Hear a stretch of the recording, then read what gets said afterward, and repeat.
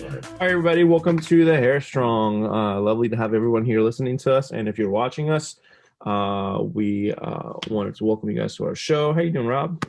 Hey, what's up, Pasha? How you doing? I'm doing all right, my man. How was your weekend? It was pretty good. This weekend was one of our off Saturdays because we rotate with block schedules due to COVID to space people out, and I had a Saturday off, so that was nice. Well worth it. That's what's up. Okay, very cool. So let's just dive into this. So, guys, today we are talking about something that's on everybody's mind, or has been for the past few months, COVID-19. And today we have the special opportunity to talk to someone who has had a very close encounter with COVID-19. Robert, please give us some of your feedback and some of your information that you really want to share with our viewers today. Yeah. So it was a Thursday, and I wasn't feeling very good, and but I thought I was just tired and worn out, so I canceled the Friday appointments just in case. I thought maybe I don't need to cancel the Saturday appointments. Uh, but then I went home, and Friday I woke up. I didn't wake up till 2 o'clock in the afternoon, and that was after being like sick with sweats and stuff.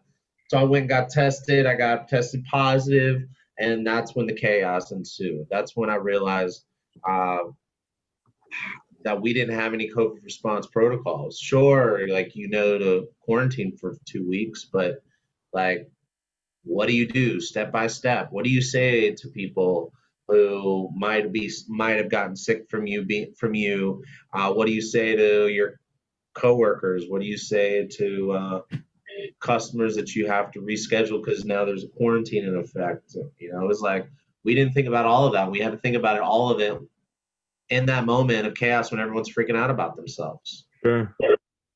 And so, I mean, that's really, I mean, that's really intense. I mean, when it comes down to all of it and preparedness and things like that, I mean, not having something installed can definitely throw a frenzy. And so, like going back to that preparedness, so like, what were some of the steps that you guys were taking?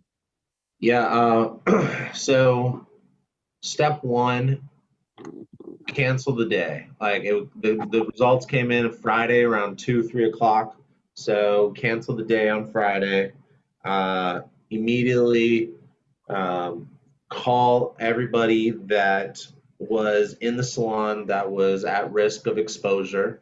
This is um, this is a really important step. The one that we did, or at least we thought we did, and then after talking to the contact tracers, I decided it would be a good idea to go back and follow up with all my clients just to make sure that not only do I check in with them, but also that I make sure that I did actually contact everybody just to double check.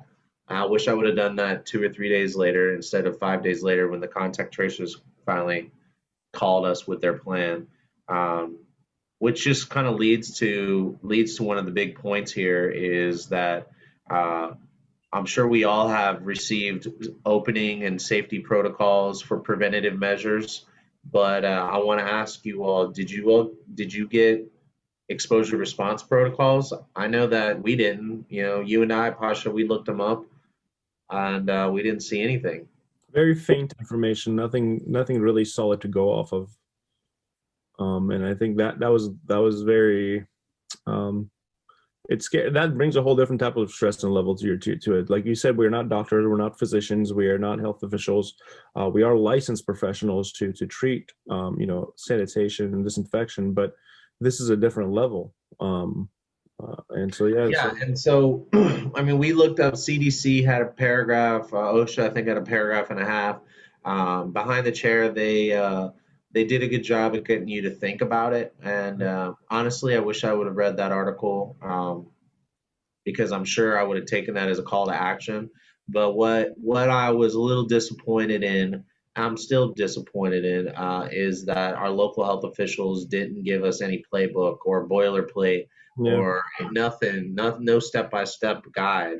You kind of having to figure it out in the moment was very stressful. So I ask everybody, do you have a playbook?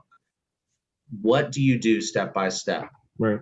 Right, I'm just gonna, I know I started, but I'm just gonna like run through it. Step one, cancel the day as soon as you get the results. Step two, call all people that were at risk, and you're going to need a script for them.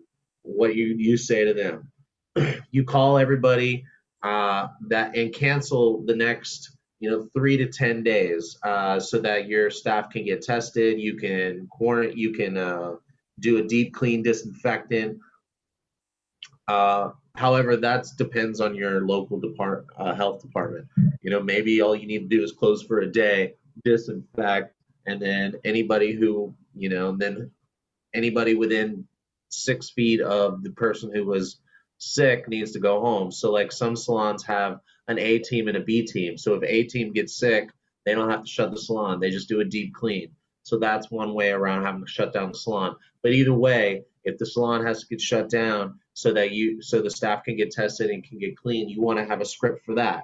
Okay, and then the next move. So that's 1, 2, 3. So step four is call all of my clients or anybody else that was tested positive because you have to cancel out for 2 weeks for the quarantine. Sure.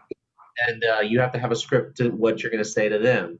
And Yep. then if anyone calls in for an appointment, Sure. you should know what you're going to say to them. Like, is it necessary to tell my clients that I'm at home with coronavirus, or Right. should you just say that I have no availability until such and such date? That's something that they need to decide for Right. themselves. And then that's really important. I mean, two things that you brought up that's really important. Like, one of the things that I want to know is who's making these calls. Are you training someone, or are you making those calls? This is something that I think that's important to think about. Is that script that you're talking about should be very important, and it should be a very delicate subject. That who's relaying that information.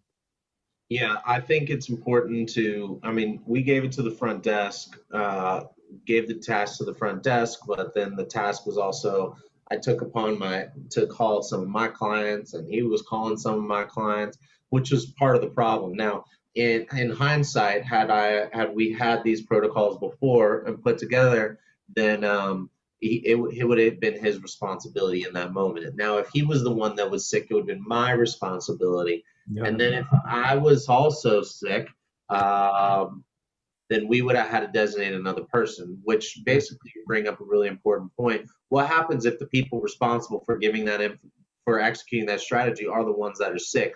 I'm telling you, I did not have the bandwidth for what I was dealing with. I was very happy that the owner just stepped in and made some tough decisions, Sure.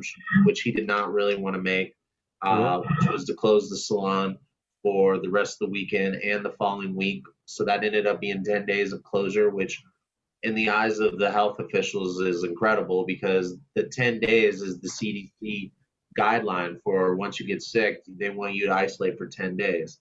Um, it's not 2 weeks. Yeah. And you guys So, didn't even know that. You guys just really did it on your own, which was, plausible right, applaud to you guys. I mean, for doing that, but you guys didn't even have that information. That just happened to be that what you guys did. So I think that's really great that you guys did that. But going back to that whole preparedness of it, that they didn't really set you guys up for success. It was right. really something that you guys took it upon yourself to do. So Right, and this is not a blame game. This is right, not right, like, like I really truly believe that, we as stylists are really entrepreneurs and artists that um we need to be self-reliant, self-sufficient. It's just the complex situation when we have a public health crisis and the health departments and the local governments want you to execute a public health strategy, when you're not a public health official. So we're being hairdressers and business owners and managers, etc. But the expectation for us to be a public health official is way too much. Like sure. that's too much of a burden. So I recommend just doing what the local health officials tell you to do and maybe going a little above and beyond that. Now that said, if the public health officials don't tell you what to do in the event of a of an exposure and you haven't taken the time to think about it because you took my strategy and just listened to them, then you're up shit's creek without a paddle. Um, so I think that's the best thing that you said. I think having an understanding of, okay, first of all, we are licensed, so we definitely took a test on sanitation and disinfection. So definitely we have some information from there. Then the CDC and the OSHA will give us some information, but like you said, sometimes they're not going to address salon by salon or place by place. I mean, we're going to have to take that upon ourselves to really address the situation, make sure that our clients are healthy, make sure that our staff is healthy, and also having a step for opening up. So I think that within itself, I mean, like you said, we're entrepreneurs. We have to take it upon ourselves, because at the end of the day, you think of it as an entrepreneur, you have to be on your feet. Nobody's going to really look out for you, even if there are those guidelines, and you need to really yourself to hone down on this. So that's really great. So Rob, before we kind of take this and really finish up the process, give us again, really, I really just want you to give us that 3 points or 4 that you really talked about, that, you know, what you want us to take away from this. Okay, cool. So 3 takeaways. One, 3 takeaways for you to take away from our show, for you, the viewer. Step one, download our protocols. If you don't have a set of protocols and a script for each of the 3 or 4 groups of people that you're going to need to communicate, which they do need to be different, trust me. Sure. Download our protocols, run through them with your partner or some of your stylist or teammates or whatever, and call the local health department and just run it by them and just say, hey, this is our steps. Does that sound good? So that's one. Number 2, don't lie to anybody. Tell everybody the truth. Just tell them the truth that they need to know. Like, it's not necessary to tell every single person that calls in while I'm in quarantine that I'm sick with COVID. It's not. Like, I can do that. They're not at risk, and their appointment isn't being canceled. Sure. You know? So, and my clients, they all know each other. I don't know about you guys, but I'm assuming that that's how books are built, is your clients tell their friends. And even if not just that, honesty is policy, honestly. I mean, that's just having that transparency is going to go a long way. Yeah, absolutely. I mean, you're not a positive member of the community unless you're out there making sure that this thing is not getting spread around and the virus or lies. Right. And then number 3, be ready for the stress. The stress is super real, and you probably you might be able to think about it, but I don't think you have any idea. So we'll get into more drama and stuff and stress in the next episode. Definitely. That's huge. I think that's very important. I think to think about, and kind of wanting to plant that seed for our next episode, is that, you know, all of these things are definitely steps that we want to take to help, but at the same time within it is going to bring so much stress that you really need to have also a way of relieving that stress for yourself as well. So thanks for bringing that up as well, Rob. Yep. All right. Well, I think that's it for today. All right, guys. Thanks for listening, and we hope to see you guys on the next episode. Yes. Thank you for listening. I'll see you next time. All right, guys. Bye. All right. Bye.